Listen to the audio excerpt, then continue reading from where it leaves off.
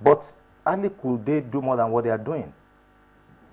Given the present situation, circumstances that we find ourselves.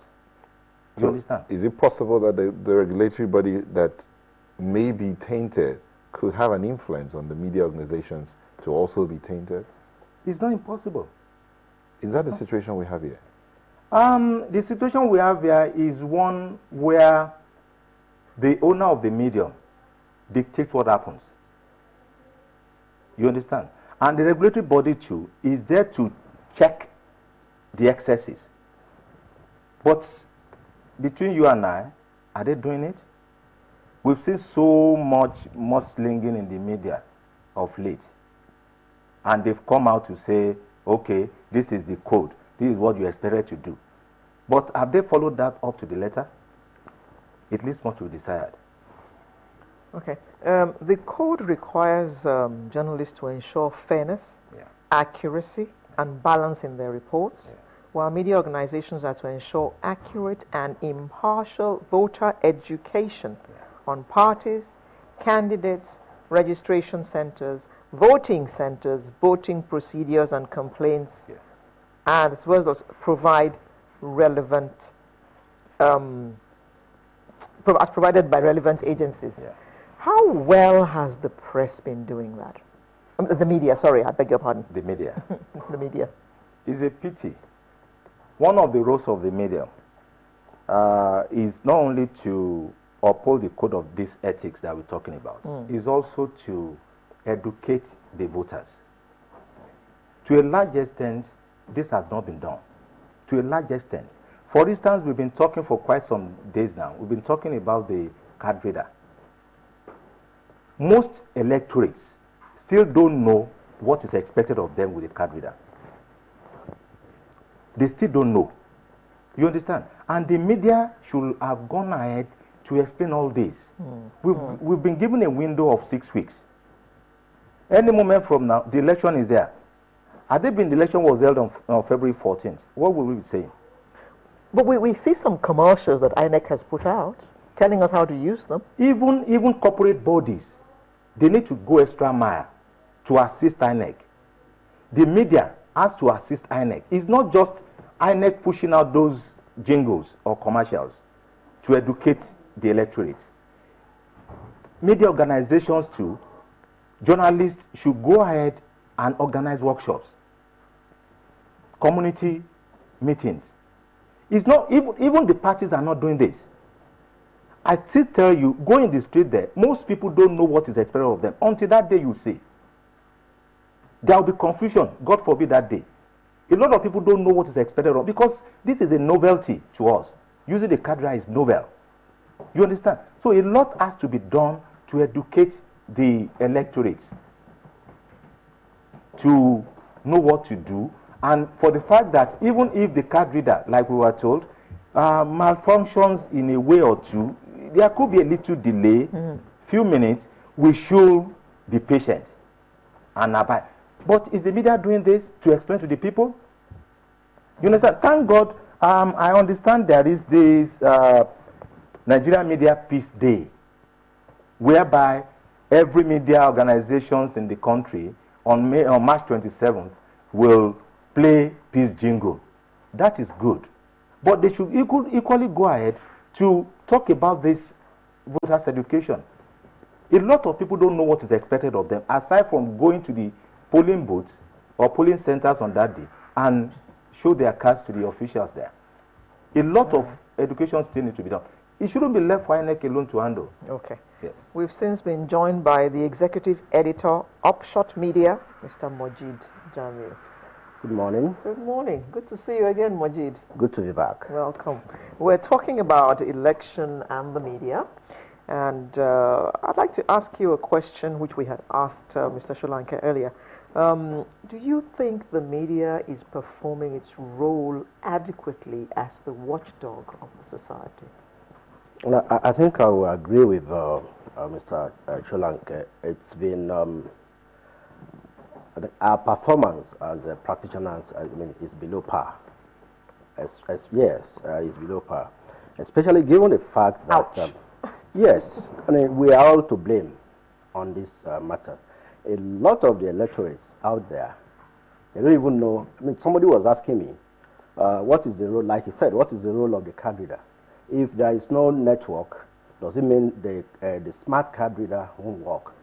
I mean, people should know by now that the role of the card reader ends after accreditation. Exactly. And whether there is network or not, I mean, it doesn't affect the use. Voting. The card reader. The card reader, and basically, like he said, it's not, we should not leave the job to INEC alone. Media organizations, newspapers should, this should be a voluntary action. I mean, it's a collective thing. Narendra Modi emerged as a prime minister in India. 800 million people voted. There was no chaos. And how many are we in Nigeria? We are talking about 55 million people who have collected. The maximum we've had in terms of the number of voters in Nigeria is 40.1 million. And that was the 2011 elections. So we need to do a lot more as media practitioners by giving out the enlightenment. I was a DG State Radio and Television. I mean, we are doing unsolicited public awareness. Exactly. I mean, during the Ekiti elections. So the awareness, I mean, there will be a lot of confusion on election day, especially on the use of, some people are already hiding under the fact that there will be no network in Bemo Ekiti. There will be no network in Izikwati local government. I mean, all those ones will not affect the functions of the card reader. At all. The card reader, we are saying that we want to reduce the way people load at the front load ballot boxes. For example, I don't see a situation where in Bayelsa, for example, in 2011 we have about 509,000 registered voters. Out of these, 506,000 voted for PDP, and just 691 voted for APC. I mean, for CPC then, for Buhari. I don't see that happening in 2015, because these are the kind of information the media should be giving out, that the maximum registered number of voters in Bayelsa, for example, now as of today, that has collected their PVCs is just 410,000. So I don't see them exceeding that limit. So these are the kind of information we should be pushing out, and the kind of upsets we should expect. From in 2011, we had a situation where the PDP had 13.89 million votes in the 17 states in the south, whereas the main contender, who incidentally is also the contender for the 2015 elections, Buhari, had just a mere 391,000 votes.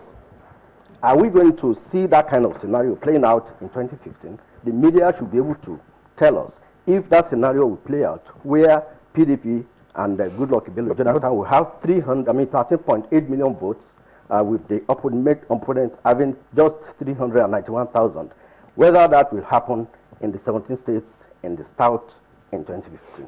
The question some people will ask is the media limited or hindered in any way from giving out this information? I think we are getting a bit lazy, me inclusive. We wait for press releases rather than going after the main news. Honestly, until Kaudedo tells us PVC collection is now 80.1%, we just wait and watch. Except in some instances, I've seen some of our TV stations, I mean, including channels, going to Ogun State where there is a very, very serious problem. I still can't understand why Ogun, the PVC collection in Ogun will be 40%.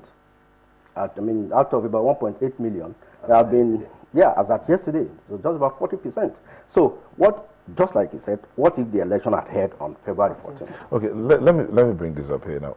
The issue of the figures you just brought up now, and going out to get these figures as regards waiting for INEC to give out the information they want to give out. Where do you go? Where should these media practitioners go to get this? Because the issue of information management, so to speak, is like one of the things that seems to hinder the media operators in Nigeria. So how do they go around getting this information? Is it to go from polling unit to polling unit? And how do you know who are, would they even let you look at the books to count who has and who hasn't? And I think we have the Freedom of Information Act. And I mean, when I started journalism about 3 years ago, there was no internet, there was no Google that will help you search. But today, at a click, I asked my 9-year-old boy a question, and he told me, "Daddy, wait, I'll Google." I said, "No, don't Google this one." I mean, I want the answer. Right? So, the internet is there for us to get some of this information, and you can actually verify. If you go to there are some credible sites, and they were out the result of the U.S. election in 1960, 1964, 20, 30 years ago. You find it on the internet.